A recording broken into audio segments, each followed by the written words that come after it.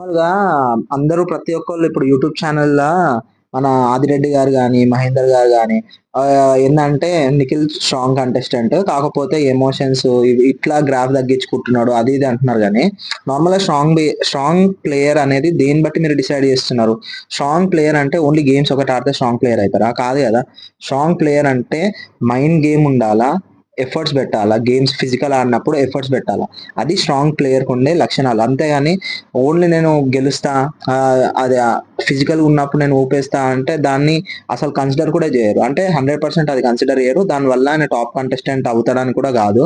ఎందుకంటే మీరు కావాలంటే జూసుకోండి. 'అభిజిత్' ఉన్నప్పుడు చాలా మందుండే. 'మెహబూబ్' ఉండే, మన 'సోహెల్' ఉండే. వీళ్ళందరూ స్ట్రాంగ్‌గా ఆడుతుండే. మన ఇంకొక ఆయన కూడా ఉంటుండే. ఇంత స్ట్రాంగ్ ఉన్నా గాని 'అభిజిత్' ఎందుకు గెలిచిండు? ఎందుకంటే మైండ్ గేమ్ ఆడిండు గాబట్టి. 'కౌశల్' ఉన్నప్పుడు అంతే చాలా స్ట్రాంగ్ ప్లేయర్స్ ఉన్నారు. బట్ మైండ్ గేమ్ అనేది ఇంపార్టెంట్. ఎమోషనల్‌గా వీక్ అయ్యకుండా అందరి కోసం నేను సాటిస్ఫై అయ్యాలంటే వేస్ట్ ఇంగ.